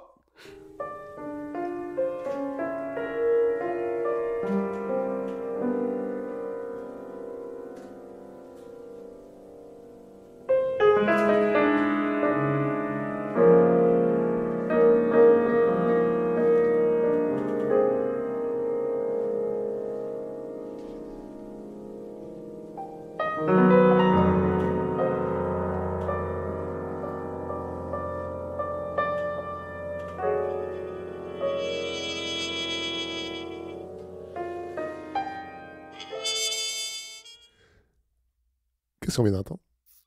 Bonne question. C'est vous? Ah ben! En fait, c'est quelque chose que j'ai pris sur votre chaîne YouTube. Oui. Qui était, je dirais pas diffusable, mais qui était peut-être le moins, comme dirait mon père, que cling, que clang. Je pense que c'est attendez, je retrouve le titre. C'est avec un trompettiste. Oui, c'était une improvisation que j'ai faite à Toronto. Attendez, comment ça s'appelle? Audio Pollination. Nour Simon, Rod Campbell. Il y a 11 mois, ça a été mis. Donc enregistré, c'est ça. C'est très drôle pendant que j'écoutais. Soyons dans la transparence. Oui. J'étais comme... C'est qui ça? Le pianiste. Mais c'est parce que c'est la... Vous le trouvez bon? J'étais comme, ok, il y a des petits accents de Claude Vivier, un petit côté cheesy. Oui. C'est moi? Ah, mais c'est trompette. Mais c'est parce que c'est la beauté de l'improvisation. On est tellement... ça, c'est de la musique totalement improvisée. Je connaissais pas le trompettiste 3 minutes avant de commencer à jouer. Wow. En fait, 15 secondes avant de jouer. Moi, la musique, c'est très... C'est pour ça que je veux qu'on parle de cet aspect-là de votre vie. Est-ce que c'est votre occupation professionnelle principale? Ça l'a été pendant 15 ans. OK. Puis depuis la pandémie, il y a une petite un rééquilibre qui s'est fait entre la musique contemporaine puis la littérature. De votre part ou que les événements vous ont forcé à rééquilibrer? C'est-à-dire, est-ce qu'on vous a... Je pense que je vais y aller à la positive. Okay. C'est plus, il y a eu un tel accueil du milieu littéraire de ce que j'avais à proposer qui m'a jeté en bas de ma chaise. Puis j'ai accueilli l'accueil. Oui, je comprends. Ça m'a fait du bien après. En musique, ça a été beaucoup d'années de lutte. Ouais. Il y a eu un changement de garde qui s'est opéré récemment qui fait que c'est beaucoup plus sain. Mais moi, j'ai évolué dans un milieu très... En musique contemporaine? Oui. Okay. Je veux dire, nommons-le, il y avait le pape de la musique contemporaine à Montréal, Walter Boudreau, qui décidait de tout dans le milieu. Ouais. Puis parce que c'est un petit milieu. C'est un tout petit milieu. Au Québec, j'imagine. Oui, absolument. Puis ça a été des années... c'était très difficile d'exister dès que tu sortais du chemin sacré. Puis tout le monde se disait révolutionnaire. Le chemin sacré? Ça prenait 2 générations de grands professeurs. OK. Donc, il fallait que ton professeur, ce soit un grand professeur québécois pour t'affirmer en tant que compositeur au masculin québécois. Donc, soit Gilles Tremblay, soit Serge Garand. Puis, donc, Gilles Tremblay et Serge Garand aient étudié avec leur grand maître, donc Olivier Messiaen. Puis Walter Boudreau, lui, a étudié avec Stockhausen. Donc, il y avait comme cette chose de l'héritage paternel. Puis auquel j'ai souscrit à l'époque, parce que j'étais comme, moi, j'ai étudié avec Serge Provost, qui lui a étudié avec Gilles Tremblay, qui lui a étudié avec Olivier Messiaen. Puis à un certain point, tu te dis, hey, ça fait... j'adore la musique de ces personnes-là, mais le monde est vaste. Il y a autre chose. Puis je pouvais, dès que je mettais un peu de mon héritage à moi, de musique qui me parlait plus, de mon héritage plus égyptien, on me disait, tu sais, ça c'est trop dur pour les orchestres ou ça rentre pas dans nos critères. J'étais comme, mais il me semble qu'on est supposé être avant-gardiste. Il me semble que faire une toune de 20 minutes, ça devrait pas être ça devrait pas vous jeter en bas de votre chaise. Mais à l'époque, la religion, c'était 12 minutes. C'est ça. C'était très, très, très, très strict. Tandis que, on le voit en littérature, mon livre de 488 pages a été accueilli par une maison d'édition qui publie généralement des livres de 75 pages. Pourquoi ils ont dit oui?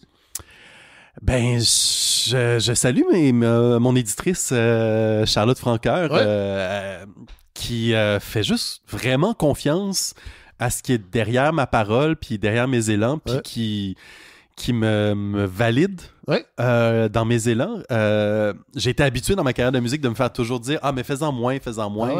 Rentre un peu plus dans la case, tu vas voir, ça va mieux aller. Puis Charlotte, elle m'a toujours dit OK, toi, tu veux aller là, ça fait que go! Puis j'ai comme le goût d'écrire un gros livre de 500 pages. Ça fait comme, je sais pas si notre budget va pouvoir le prendre, mais go! Puis j'ai le goût de mettre plein d'images en couleur.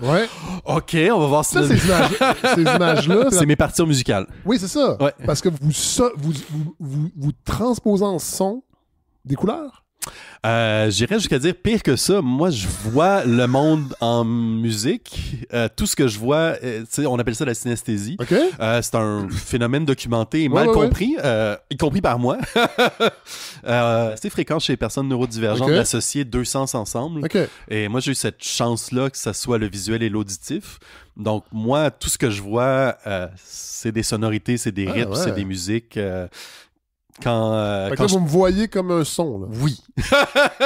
Wow. Mais attendez. Est-ce que vous êtes capable de le reproduire? Ah oui, absolument. Avec des instruments? C'est ce que j'ai fait toute ma carrière.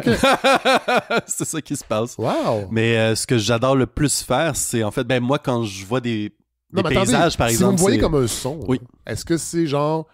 ou c'est quelque chose qui se déploie pendant 3 minutes? Ça, c'est... dans ma façon de le vivre, je peux le déployer comme j'ai le goût. Là, c'est sorti comme ça, le son. Je trouve ça drôle, c'est vraiment pas le son que j'avais en tête. J'entendais plus comme les textures de la barbe, la couleur du chandail, les cheveux. Mais c'est la façon que ça s'exprime pour moi, c'est... C'est pas actif automatiquement. Non, je comprends. Fait que je peux me dire OK, ça fait quoi comme ça? OK. OK. Wow. Puis après ça, avec les années d'expérience en musique, je peux me dire ça pourrait aller bien au ça peut faire un langage. cordes. Est-ce que c'est lourd à porter? Pour moi, ça n'a jamais été lourd. Je sais que pour d'autres personnes, ça peut l'être. Ouais. J'ai des amis qui voient des odeurs, puis ça schlingue en tabarnak par bout. Ouais, Pardon, je sais pas si on a le droit de dire ces Ben oui, mots-là ouais, à la balado. C'est Mais une balado indépendante. On peut faire ce qu'on veut. mais il y a des... je il y comprends. a toutes sortes d'associations Ouais. de sens que les gens ont. Moi, ça donne que ça a été une belle chose à explorer dans ma carrière parce que transposer le fleuve, j'ai aussi la chance d'avoir 2 fleuves dans mon imaginaire, le Nil et le Saint-Laurent, puis j'ai grandi pas très loin du fleuve ici. Ouais. Puis j'ai passé beaucoup de temps à juste regarder, entendre les saules pleureurs, puis à imaginer le Nil. Ouais. Puis c'est partout dans ma musique, c'est partout dans mes visuels. Puis pour moi, c'est des sons qui sont très réconfortants, qui m'aident beaucoup à vivre. Là. C'est, Bon, là, je veux qu'on parle de Rawal. Oui. Parce que ça, c'est la partie, je pense, que j'ai le préféré. Mais en même temps, je les ai tous aimés. Pour vrai, j'ai vraiment été happé par votre essai. Mais c'est que pendant la pandémie, bon, vous le dites, il y a une 4e tentative d'apprendre l'arabe. Oui. Et là, vous dites que dans cette tentative-là, il y a des mots d'enfance qui reviennent, des expressions, dont ce mot, Rawal, qui émerge, qui est à l'origine un mot dans votre vie, qui est un mot du quotidien. Oui, en fait, c'était ma teta, ma grand-mère égyptienne, qui disait tout le temps ça à tout le monde. Puis c'était comme cute. C'était genre, Rawal, ça fait longtemps que je t'ai pas vu, t'es en train d'oublier ta teta, Rawal, ramasse ton linge. C'était un peu tout le temps. Puis genre de mot que tu finis par plus te demander ce que ça veut dire parce que c'est comme cute. Puis à un certain point, j'ai catché que c'était avant tout une insulte qui voulait dire fif. Oui. Plus que ça. Oui, position passive de l'homme sodomisé. Ce qu'on appelle dans certains milieux le bottom. Oui. Voilà. Ouais. Pas mal sûr que ma teta, quand elle disait elle disait à tout le monde, tu sais, c'était pas particulièrement à moi. Autant les tops que les bottoms. Oui, à tous ses enfants, à tous ses petits-enfants, puis on était une grosse famille. Là. Mais là, vous grattez l'origine, et là... Un monde qui s'ouvre. Un monde s'ouvre. Oui, absolument. Quel est ce monde? Le monde des Rawal, qui était... Mais en fait, l'intuition venait qu'il y a beaucoup d'insultes qui viennent de phénomènes super beaux et intéressants qui ont été transformés en insultes par c'est ça, pour toutes sortes de raisons des questions sociopolitiques. Ouais. Puis en fait, les Rawal, c'est une communauté, entre guillemets, d'hommes, entre guillemets, habillés en femmes, pour danser le baladi, qui est, entre guillemets, encore appelé la danse du ventre ici. Ouais. Puis, au 19e siècle, en Égypte, c'est vraiment une superposition d'accidents de l'histoire. Ouais. Comme ça arrive souvent. Oui, parce qu'en fait, l'Égypte à cette époque-là était sous domination ottomane et aussi sous grosse influence de la France et de l'Angleterre. Puis le pacha de l'époque avait vraiment une grande volonté de modernisation dans le sens de devenir français. On en a déjà parlé ici avec Guillaume Lavallée, entre autres. C'est-à-dire qu'il y avait une tension entre le respect de la tradition et la modernité qui arrivait souvent, entre autres, avec Napoléon, les troupes napoléoniennes, toutes ces valeurs-là. Ça a brassé les sociétés arabes. Absolument. Parce qu'il y en avait qui se sentaient en retard, mais on voulait garder les acquis. Puis on oublie que la culture les Lumières, ça s'est fait en dialogue entre des intellectuels arabes et des intellectuels européens. Voilà. Ça s'est pas fait en vase clos. Et les philosophes grecs ont été longtemps mis de côté par la culture latine, et c'est les Arabes, les traducteurs arabes, qui les ont ramenés. Fait qu'il faut pas l'oublier, là, tout ce brassage-là. Que c'est un monde, là. Donc on est au 19e siècle. Voilà, puis il y a une personne très influente, un Français qui était surnommé Clot Bey. Clot, c'est un terme honorifique d'une position juste en bas du pacha. Donc le pacha voulait moderniser entre guillemets l'Égypte et écoutait beaucoup Claude Bey qui était devenu un peu son ministre de la santé. Puis sous l'influence des valeurs françaises, Claude Bey disait que c'était mauvais pour la santé des femmes qu'elles dansent seules. Parce qu'une femme devait danser en couple, comme en Europe. Parce que sinon, je sais pas trop, ses humeurs, machin. Ben oui. Tandis que... C'est des hystériques, on va pas l'oublier. Seigneur. Puis, en Égypte, il y avait une longue tradition de danse du ventre, de baladi, qui veut dire danse folklorique, en fait. Donc, de femmes qui dansaient seules. qui a toujours été communément admise, qui faisait partie de la société, dans toutes les strates de la société, mais sous l'influence de ce Claude B-là, cette danse-là a été interdite aux femmes. Ouais. Donc, il y avait un manque social. Donc, les hommes il y avait une toute petite communauté d'hommes qui s'habillaient, entre guillemets, en femmes pour compléter l'offre de service. Puis sont devenus majoritaires. Il y a une grosse communauté qui a existé et qui a pris la place. Et ces gens-là continuaient pendant la journée de s'habiller, entre guillemets, en femme pour, entre guillemets, rester dans le personnage. Donc, à toute fin pratique, avec un regard tout à fait plaqué de personnes du 21e siècle. C'est une communauté trans qui a été enable en Égypte au 19e siècle. Pas juste en Égypte? Non, absolument pas en Turquie. Oui, c'est ça. Oui, dans parce d'autres que pays aussi. Oui, absolument. C'est une tradition qui venait de conquête d'un trajet migratoire qui venait de l'Inde. En tout cas, moi, ça m'a passionné. Mais j'imagine, en fait, au-delà de la passion, ça a dû être réconfortant d'une certaine façon de savoir que vous vous inscrivez dans quelque chose qui existe depuis longtemps. Il y a quelque chose de profondément humain, je crois, à vouloir se dire qu'on vient pas qu'on n'est pas une génération spontanée. Là, on n'est pas comme tout le monde. Qu'il y a eu d'autres gens avant nous qu'on peut respecter et aimer. Parce que c'est très dur des fois d'y aller par rapport à nos parents, qu'on vient de communautés minorisées ou communautés stigmatisées, parce que souvent on a des relations très difficiles avec nos parents. Puis je fais pas exception là-dessus. Donc on a besoin, malgré nous, un peu de se rattacher à d'autres figures. Puis souvent, ça va être des figures qu'on mythologise.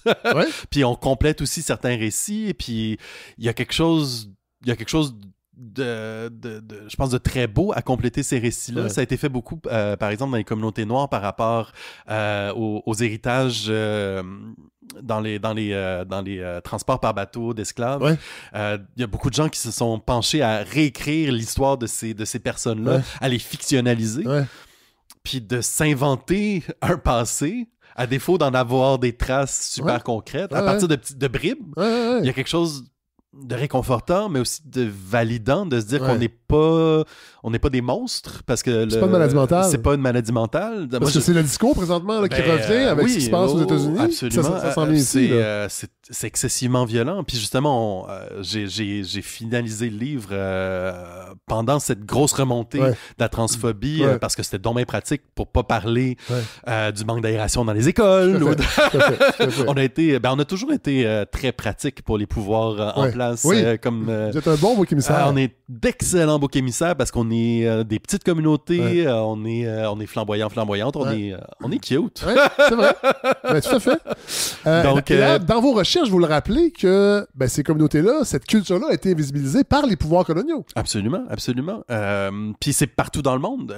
Il y a Kamala Mackrel qui a fait des recherches par rapport à des communautés non-binaires, trans sur l'île Maurice. Puis il y en a en Inde, en Amérique. Il y a plein de civilisations autochtones en Amérique qui avaient des communautés non-binaires ou trans, puis qui avaient des positions sociales liées à leur... en fait, c'était une qualité. Oui. C'était un atout. C'est souvent les guérisseurs, guérisseuses, c'est souvent les chamans. On dit pas aux gens de devenir queer, absolument. Là. Mais il y a quelque chose de la célébration que moi j'ai trouvé belle, parce que j'ai passé tellement d'années à me dire c'est pas une maladie, mais au-delà de se dire c'est pas une maladie, de se dire mais en fait ça peut être quelque chose de beau à célébrer, puis on peut se rattacher à une espèce de passé de personnages, à une tradition de personnes, tu sais, dans le cas des Hawal, de personnages qui étaient flamboyants. J'ai retrouvé 4 photos de Hawal que j'ai reproduites absolument sans permission. C'était un statement parce que personne qui avait demandé la permission à l'avance de prendre des photos de ces personnes-là. Mais non. Puis juste de dire il y a cette richesse culturelle qu'on a pu porter. Et il y a une invisibilisation, mais en même temps, vous le dites, il y a probablement un voyeurisme colonial aussi. Oui, absolument. C'est drôle parce que là je peux le dire parce que mon père est mort, mais quand j'étais dans les apartis, tout de suite après le 11 septembre, nous, c'est le 11 septembre qui a mis les apartis au monde un peu, d'une certaine façon, parce que nous, on parlait de ces questions-là, puis on jouait au Lion d'Or. Et mon père m'a répété, je sais pas combien de fois, que le Lion d'Or est dans le village gay. Le Lion d'Or est dans le village gay. Hein. C'est dans le village gay. OK. Mon père était pas particulièrement ouvert dans son discours à tout ce qui était pas bon. Mais je sentais une curiosité derrière ce commentaire-là. Ah ouais? Ouais. Souvent, dans le rejet, il y a une curiosité. Oui, absolument. Qui n'est pas assumée. Mais je pense qu'on vient... Les gens comme moi qui sont visibles puis qui sont dans la célébration... On s'entend que moi, je faisais juste faire de l'humour dans le quartier gay. Là. C'était pas bien en robe. Oh, oui. Fait que je peux imaginer le clash. Bon, mais quand même, c'est à plus petite échelle, mais il y a d'avoir osé aussi aller dans ces rues-là. Ben oui. Parce que ça a souvent été des quartiers, des lieux où il fallait pas aller, surtout si on avait pu avoir des élans, des envies. Oui. Puis il y a la gestion de la honte, c'est quelque chose de central dans les communautés. Puis bon, c'est une génération qui a été élevée dans la religion aussi. Je pense que c'est difficile de s'admettre ça à soi. Fait que aujourd'hui, s'il était né, bon, en tout cas, mais quand vous parlez à la fin de votre père, puis vous rappelez je pense que c'est des vidéos de mariage où il danse comme un fou. Ouais. Peut-être que vous reprenez vous êtes ce qu'il aurait aimé être, dans le fond. Et ce qui explique peut-être le rejet, malheureusement, envers vous. Là, je ne vais pas faire de la psychopop à Saint-Saëns, mais en tout cas, moi, ça m'a beaucoup parlé, cette partie-là. Ben oui, c'est tout à fait possible.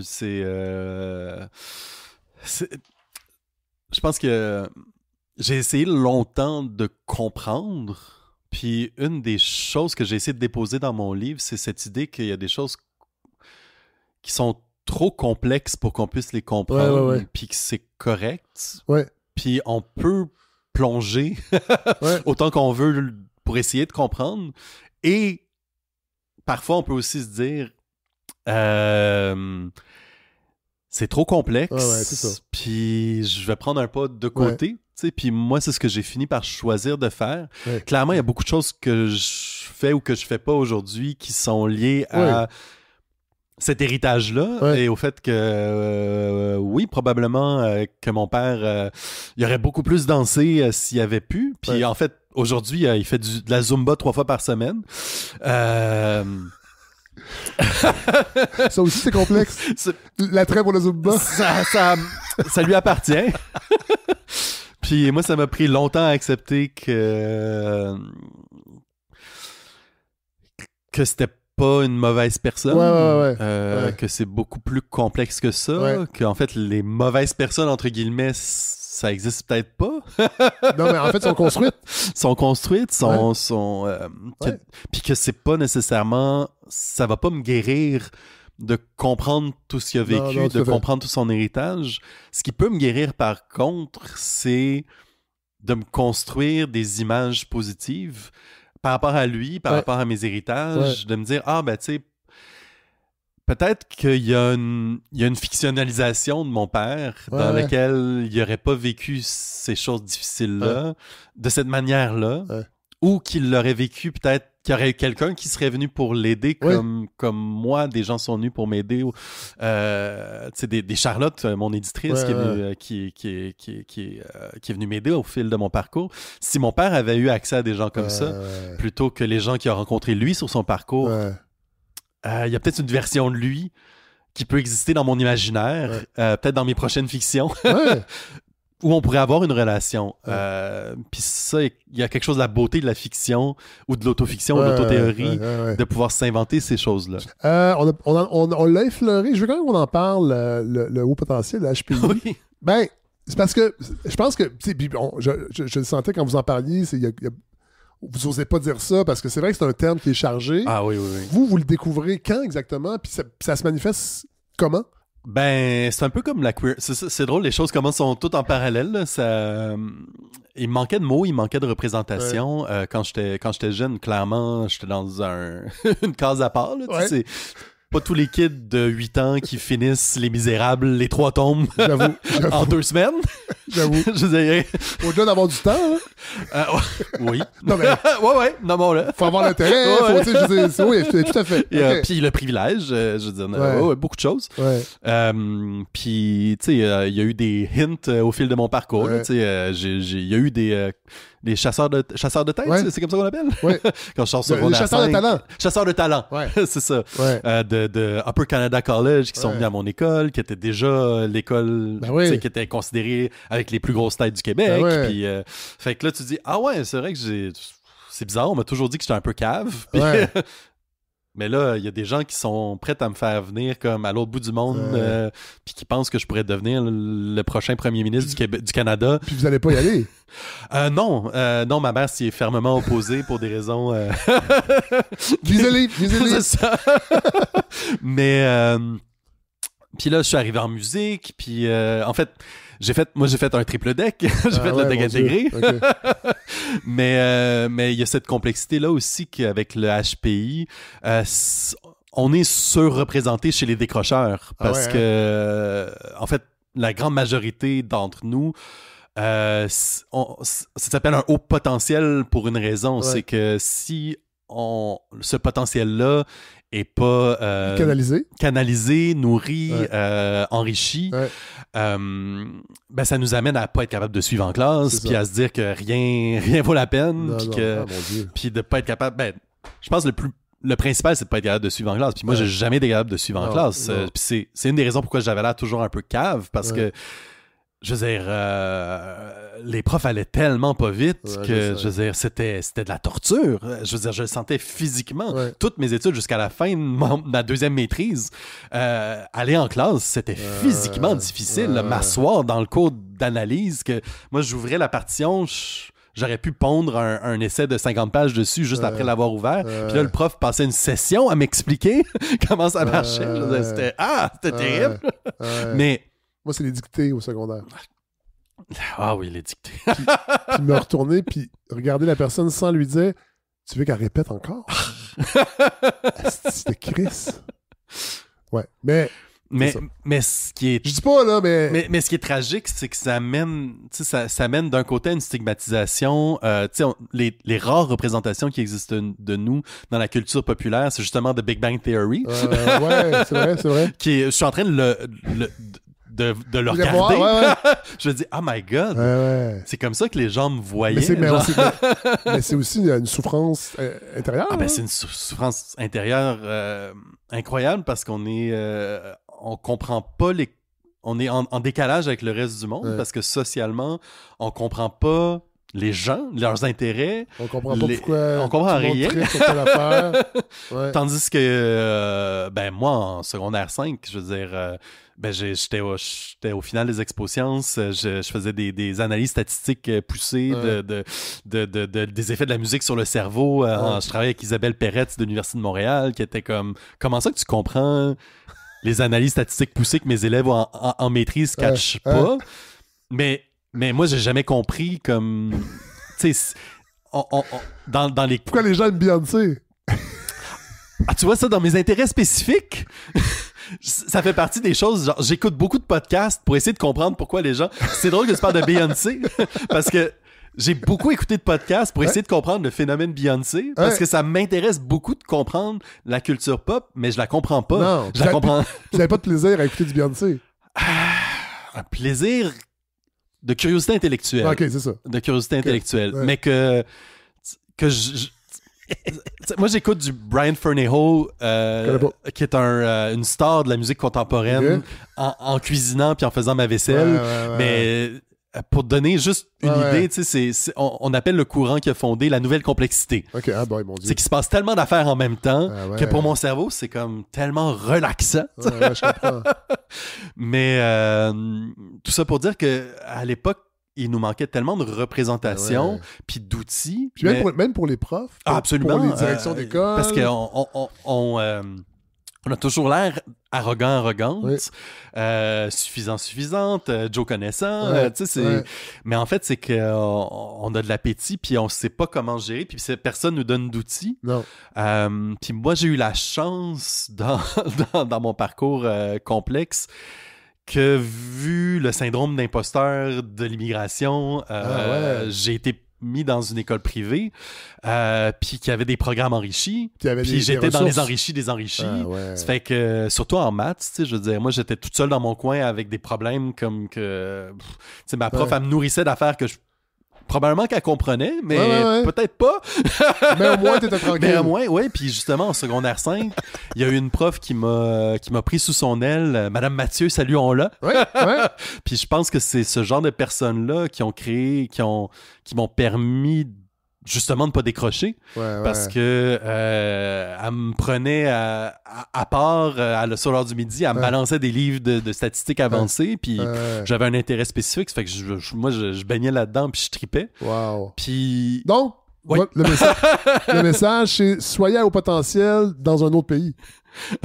Vos parents vont vous envoyer dans une école privée, parce que si vous êtes de souche, vous allez aller au régulier. Puis ça peut être tough. Hey, non, Simon, on va s'arrêter ici. C'était passionnant. On n'a pas parlé de poésie. Ah, c'est vrai. Il y en a beaucoup. J'ai de la misère à parler de poésie. On nous donne peu d'outils pour en parler. Puis même, tu sais, souvent, on nous dit, t'en as pas besoin. Fais juste la lire puis la ressentir. Mais je pense qu'on peut parler de poésie, mais c'est complexe. Je sais pas. On sait pas parler de musique non plus. Tu sais, moi, c'est un peu tu sais, on va souvent name dropper qu'on dit qu'on parle de musique, mais parler comme tel de musique. Parler Claude Vivier, on va parler de sa vie de punk, tu sais, mais on parle rarement de comme... Donc, il va falloir que je vous réinvite. Ben, avec plaisir. Pour qu'on parle de musique, avec plaisir. Hey, merci, c'était passionnant. Alors, on lit Rawal, Le privilège à beauté, aux éditions Norrois. Pour vrai, allez, lisez ça. Dites rien, puis lisez ça. Hey, merci. Merci. Alors voilà ce qui conclut ce 20e épisode. Je vous l'avais dit, c'est une rencontre vraiment incroyable que j'ai eue avec Nour Simon. Très, très content. Je vous invite à aller acheter Rawal, Le privilège à beauté. Ça vaut la peine. Il faut avoir ça dans sa bibliothèque. Alors, on va terminer en musique. Je veux juste mentionner ce que j'ai mis en audio pendant l'épisode, pendant le montage. Des fois, je fais des petites coquetteries comme ça, audiophoniques. J'ai mis un tout petit bout de la bande-annonce des Misérables quand Nour Simon parlait du fait qu'il avait étudié à la Sorbonne puis il avait mis ses fesses sur le même fauteuil, la même chaise que Victor Hugo. Alors, petit clin d'œil à Victor Hugo avec Les Misérables. J'ai mis un extrait. On a entendu en fait un extrait de Né à l'Est du Cosmos de Nour Simon. J'ai mis un extrait de Gilles Tremblay quand il parle du conservatisme de la musique contemporaine à Montréal. Donc, Gilles Tremblay, un extrait de Tracante au loin. Et on va terminer en musique avec un auteur, compositeur, interprète qui a été mentionné pendant l'épisode, Brian Fennerhoff, que j'ai découvert avec Nour Simon, qui est un compositeur britannique, né en 1943, découvert à partir de la moitié des années 70, parce que longtemps, son œuvre a été réputée injouable à cause de la dextérité, l'extrême dextérité que ça prenait pour jouer ses œuvres. En fait, même la rumeur disait que ses œuvres n'étaient pas jouables, carrément. Mais en 1974, donc, il y a un tournant. Sa musique est un petit peu plus découverte par le grand public. On met ça entre guillemets parce que ça reste de la musique contemporaine. Et là, on va aller écouter un extrait. Et c'est drôle parce qu'après l'épisode, j'ai fait des recherches sur Brian Fennerhoff. Et j'en ai glissé un mot par courriel à Nour Simon. Puis l'extrait qu'on va jouer, c'est La Terre est un homme. Il ne connaissait pas ça non plus. C'est pas ça qu'il écoutait pendant qu'il cuisinait chez lui. Alors voilà, on va écouter la pièce La Terre est un homme. C'est une pièce pour orchestre enregistrée entre 1976 et 1979. Je vous le dis tout de suite, c'est exigeant. Ouvrez vos oreilles et peut-être que vous allez aimer ça. Mais je pense que ça fait partie de ce projet-là aussi de proposer ce genre de pièces qui nourrissent notre curiosité. Hey, merci d'avoir été là. Je suis content. Ça sonne bien, je pense. Vous me le direz. Écrivez-moi. Et on se retrouve la semaine prochaine avec God Coralie, entre autres. Et on va parler des CPE, des négos. On va avoir une négociatrice dans ce conflit qui oppose les centres de la petite enfance et le gouvernement. Bonne semaine, tout le monde!